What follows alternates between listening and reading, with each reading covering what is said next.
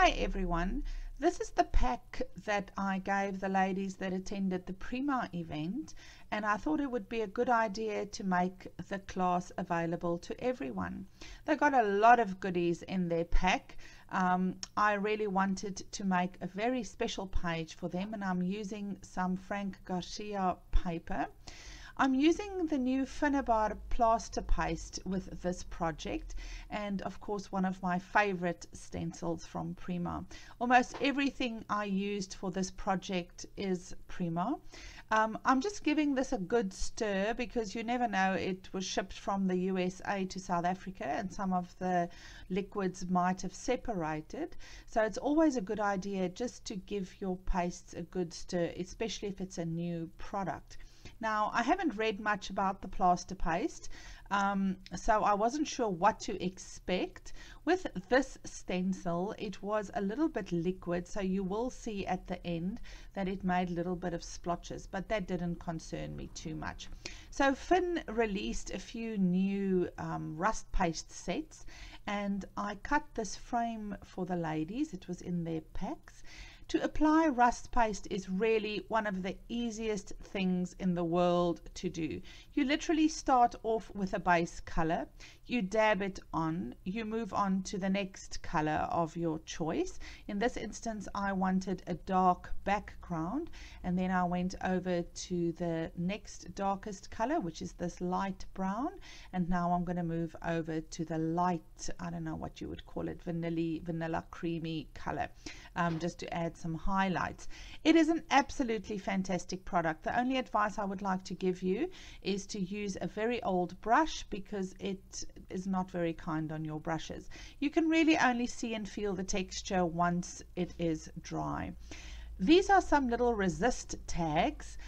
You can see that I'm simply misting them with 3 different colors, and look how the pattern just pops out. I love that. I'm leaving them to dry, and in the meantime I'm going to add some color to the background of my layout. As you know, I always love to adjoin my pages. It just makes it a lot easier to work on a single background, and this is also a layout that's going to go into a frame. Now, these fabulous little things are called roots overseas, and here they just home decor things. I'm misting them. They do look like little roots. Okay, so I'm applying Tombow, which is not a Prima product, to the back of my little photo, and I'm just finding some random chipboard to raise the photo with. I'm going to put the frame over the photo that's been raised. It's going to be like a centerpiece on my project. I had this page in my head, and I have to be honest, it just came together. Sometimes you just have an idea and it just works. I love this fabulous Prima Say It in crystals. Now I'm taking my flowers out of the pack and I'm just randomly arranging them onto the page. You know, sometimes we have so much product and we feel a little hesitant to use it. We think, oh, I'm going to keep that flower for next time. We really shouldn't. It should be used. It should be celebrated. These products are just so lovely. From the embellishment pack, I'm removing a few of the wood items that I think would suit my page. I don't think I used all of them. Here I'm actually breaking one of those little, I don't know what they were, number cards.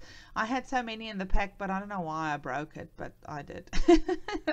Anyway, now I'm going to paint some flowers. I'm using Finn's Sparks, I think, here. And I'm just taking some flowers from one of the packs and I'm literally just painting them. That might have been the Opal Magic paint. It doesn't really matter. I'm just showing you that you can really alter almost anything, and these paints are absolutely fantastic. I do think this is the Opal Magic. I think it's the blue gold one that matched the paper perfectly. I will try and get the names next time. I promise I will, but I did this in such a rush. You can see that I'm literally painting various flowers. I'm going to add them to my project because I thought it would never be a bad idea to add some sparkle. This paint dries really quickly. I have diluted it a little bit with water. when I looked at my project, when I stood away, I thought that my frame needed a bit of a darker accent. So I'm literally using some rust paste from one of Finn's first sets, the dark brown, and I'm just lightly touching it to the frame, using it as a dry brush effect, just to make the frame look a little bit more distinguished. So now I'm removing everything from my background, and I'm placing my root thingies, or my, I don't know what you would call them, let's just call them roots because that's what they're called overseas, and I'm trying to position everything on my project. I used heavy body gel to adhere everything on the page. You can see that I'm just putting the heavy gel onto the background and then pressing the elements into it. It does take a while to dry, but it gives you opportunity to move the elements around, so that if you are not happy with the positioning, you can always just take it away. It dries completely clear. Honestly, if you're going to put half the bottle on in one big blob, I don't know if it would dry completely clear. Sometimes less is more, but with this, honestly, I haven't had a problem. There I'm positioning my little rose vine, and now I'm just placing the flowers where I think they should go. Using lots of flowers on a project, especially if it's raised, just be careful when you put it into your albums. In South Africa, or I mean, we don't make the albums, but we tend to scrap with a lot of dimension, so it's really hard for the poor album to to fit all these things in, and you'll see that's why your album sometimes doesn't last as long.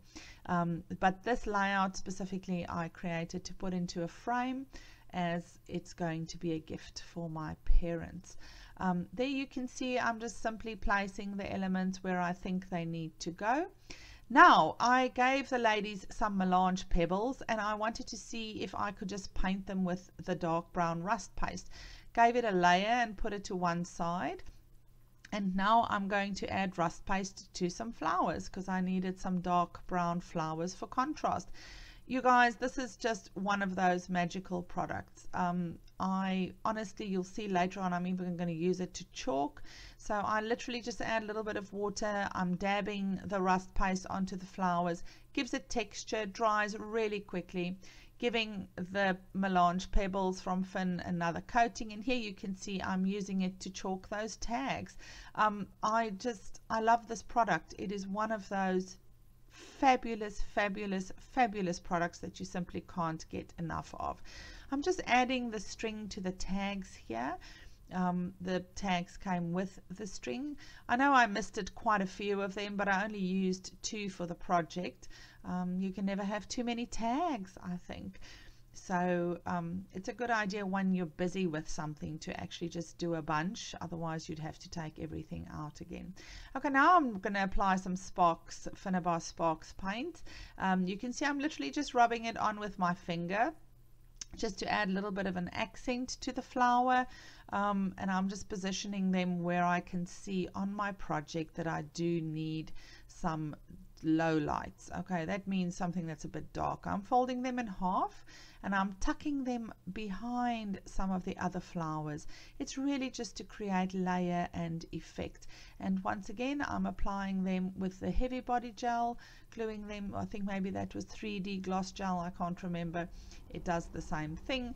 You do just need to leave this to dry. If you are in a rush, they will just fall off. Okay, I'm now applying some soft gel to the project, and I'm going to be sprinkling art stones. There you can see I'm using a little spoon, and I'm literally just sprinkling the art stones randomly onto the page. These art stones are too cute. They're little, I don't know what you would call them, like little stony things, and Finn has them in 3 sizes. So you can just apply them to your project. You can paint them immediately. They don't need any more preparation. After they were dry, I'm here shaking off the excess, and I'm now just brushing off the remainder of the stones, because it's very hard to paint if you've got these loose little stones lying around everywhere. I'm using the rust paste to add accents to my flowers, to make the centers darker. I did add some art stones in there very meticulously, which is new for me. I'd normally just sprinkle them. And now I'm going to go in and I'm going to add the color where I want it.